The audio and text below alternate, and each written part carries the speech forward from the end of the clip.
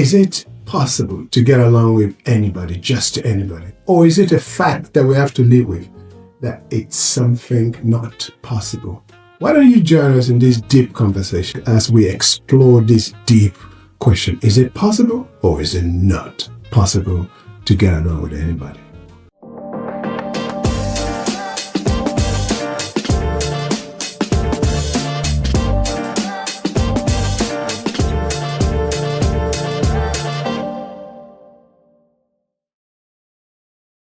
Welcome to Relationship Real Talk with your hosts, Julius Kenelu and Mary. We talk about all things relationship, always keeping it real. Now, a few episodes ago, we asked a question.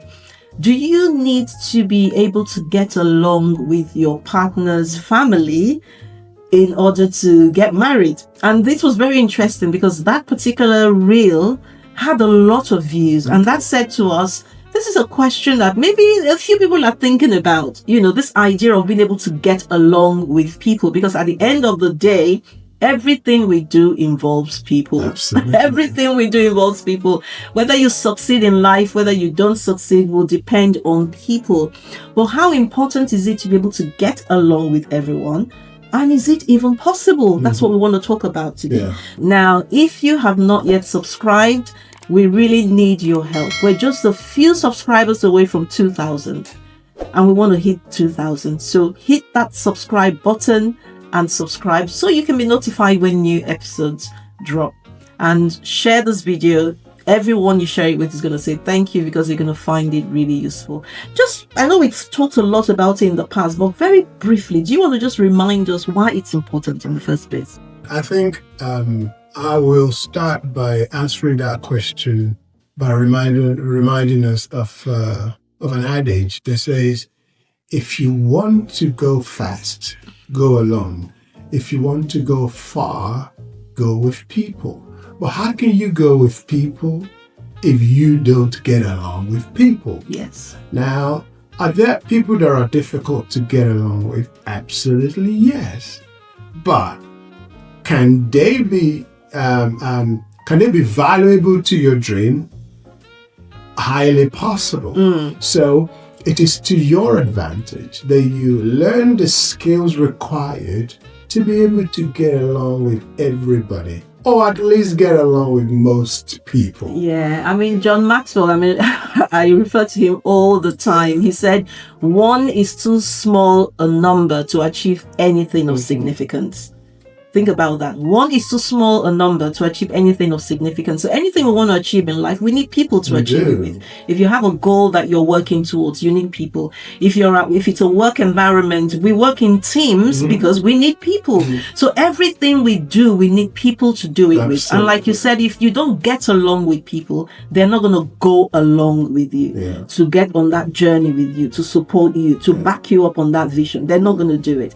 And so, yes, it's important that we get along with people, not just people that are like us or people that like us, like that. but people who are unlike us and people who might not like us. Yeah. Because when you think about it, people that are like you think how you think. They will come up with ideas that you might come up with. Their way of perceiving things or viewing things will be how you see it. Yeah. But in everything we do, we want different ideas. We want different perspectives. It's richer when it's more diverse. Amen. And so if you're only getting along with people that are like you, there's a term we use that is just like it's clan speak. Everybody's speaking the same language. But if you want fresh, innovative ideas, you want to tap into the minds of people who don't think like you, who don't see things the way you do. But the problem is when people don't see things the way you do, the way we interpret it is, I can't get along with that person. They can tackle us. Yeah, or they're too different. We don't have anything in common. You might not have anything in common, but today we want to talk about things that you can do to help you get along with everybody. It doesn't mean you will be best friends. No, certainly not. You don't have to be. But if you're going to get ahead in life, you have to learn the skill of getting along with everybody. Absolutely. What would be your top tip to achieving that? It's something that we've repeated on this platform several times. Make it about the other person. if I start from what can they do for me? Maybe some people have that principle in business and maybe it works for them, but it doesn't last. But what is it that I can do for them? So if you start from that, making it about the other person, getting to know them, getting to understand them, understand their pain point, how you can help, you're almost winning them over. You're buying their confidence, so to say. Right. The Bible says, give and it shall be given unto you. So, if I make it about the other person, I value them, I appreciate them, I listen to them, I honor them. By the time I'm done with all of that, I've got them in my team. Absolutely. So the first thing is to value people. Value whoever is in front of you. Yeah. Forget about how you see them. Forget about the judgments you're making of them. And we make those judgments, don't we? We see people, they act in a certain way, and we interpret what they're doing, what they're saying, and we put them in a certain box. But if we can just get rid of all of that and just value them as a person and think about how we can add value to them, how we can, because everybody wants problems solved. Everybody wants their issues solved. They say everybody's tuned into WIIFM. What's in it for me? Everybody's tuned into that frequency, WIIFM. So when you can show them what's in it for them, make it about them and how you can help them solve their problems, it becomes easy to get along with them. But the other thing as well is finding common ground. Yeah.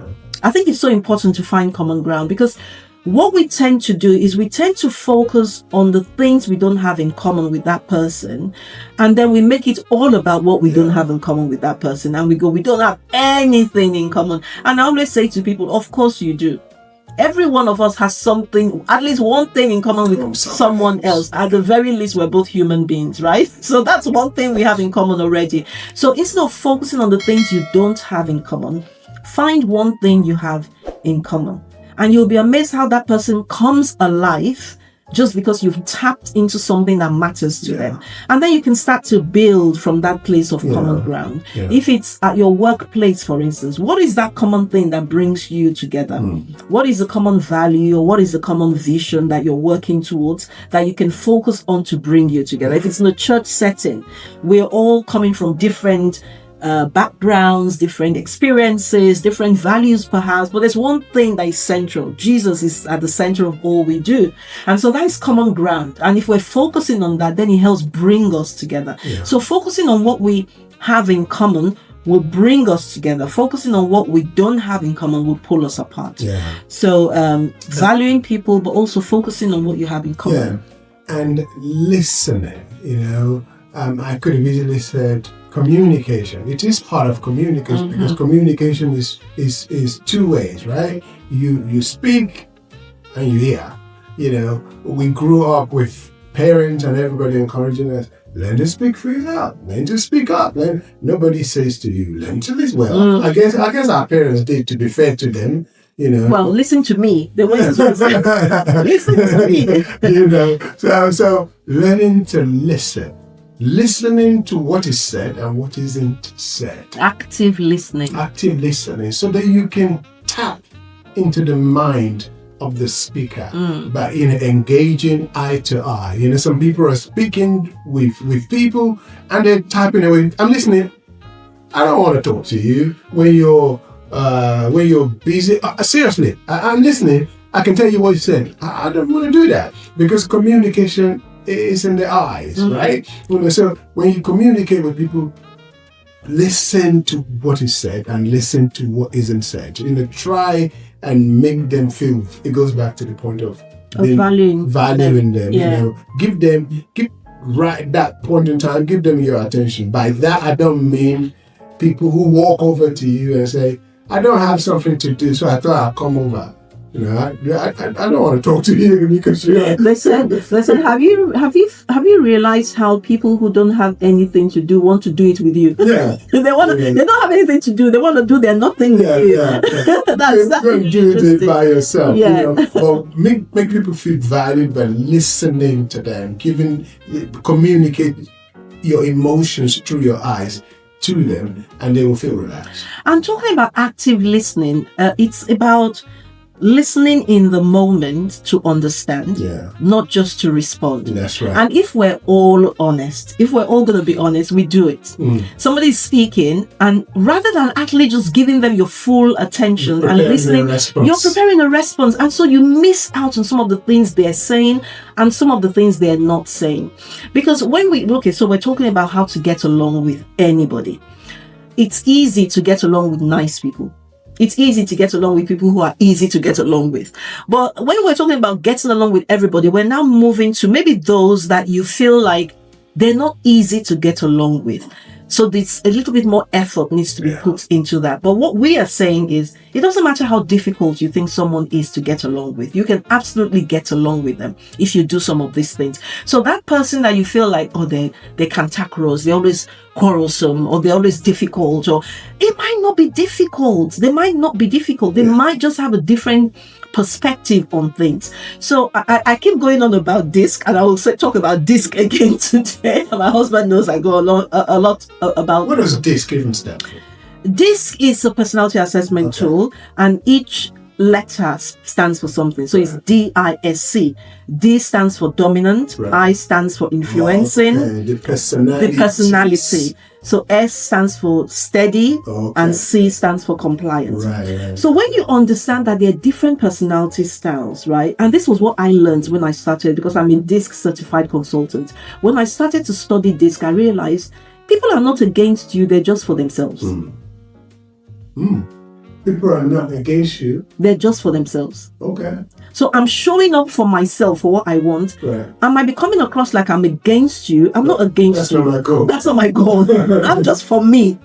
So a D-style person, for instance, is very direct, very focused, very goal-oriented. They want to see the results. And so they have tunnel vision. This is what we want to achieve. This is where we're going. Let's get on with it. But without realizing, and these are their blind spots, without realizing that they're coming across as very arrogant, they're coming across as uncaring, they're coming across as too much in your face, as selfish. They don't realize that, because they're just like, that's the goal, let's go. But then when you know the S person, the steady person, is very team oriented. They love to work in teams. They love to collaborate. They want to hear what other people feel about it. The D person doesn't want to know what people feel about it. This is what we're doing. Let's do it. So, but when you understand the different personality styles, then you understand that person is not being difficult. Even with the S style person, they may come across as difficult because S's are secure. They love steadiness. They love security. Compliance. The C is compliant, but the C's can be a bit hesitant to make change as well, but for different reasons. So the S-style person is hesitant to make change because they like security. They like to know. So when you start to rock the boat, they don't like it. They want things as it was because they love the security of knowing. There's a little bit of that in most of us, though. Change is difficult. It is, but the D-style person, trust me, they will just go for it. They will go for it. But the C-style person as well might not want to rock the boat, not necessarily because they want the security, but because they want it perfect. They are the conscientious ones. They want to think and overthink it. They want to plan and overplan it. Now the D-style person is like, let's get going. And the S is like, wait, slow down. We haven't thought about that. And the C person is like, we haven't dotted all the T's. And so to the D, the C is difficult. Do you see what I mean? When I said they're not against you, they're just for themselves. So when you understand all of this, you can put it into play in relating to people.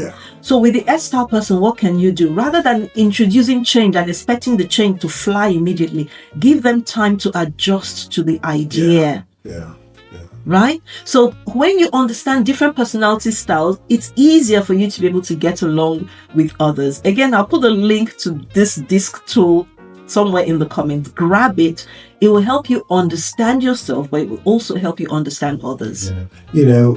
Another recommendation is sow good seeds, because the quality of your seed will determine the quality of your harvest. So if you find people in your work or your business life that they are, just not friendly, not people persons and stuff like that, continue to sow the seed of kindness. What you expect to receive back. I've learned that.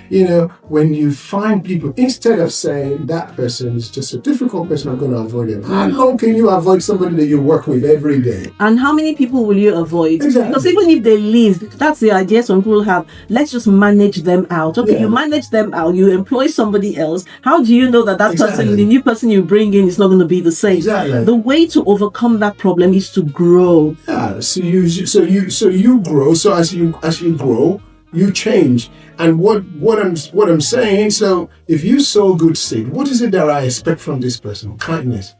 Go out of the way. Are you out of your way? Be kind to them. Be polite to them. You don't know. I've been kind to them. Keep doing it. Because I've seen it time and time again. The people that you would say, I don't want to work with them, they may not turn around to be the most kind person in the office, but they're kind to you. And you'll be able to get along with them. Because remember, that's what we're talking about. We're not saying love them and have a bromance or anything like that. But you'll be able to get along with them and get the job done. That's the important thing. And just thinking back about valuing people. Opinions are powerful things. When people express their opinions, their views on things, depending on the topic as well, it could be very, very passionate, People can passionately stand for certain values or stand for certain things. But value people above opinions. Because opinions change. One of my mentors says opinions are like belly buttons. Everybody has one. Everybody's entitled to theirs, right? Leave them, let them be entitled to their opinion. Don't write off people just because they have a different opinion on a topic to you. Just agree to disagree and let it go.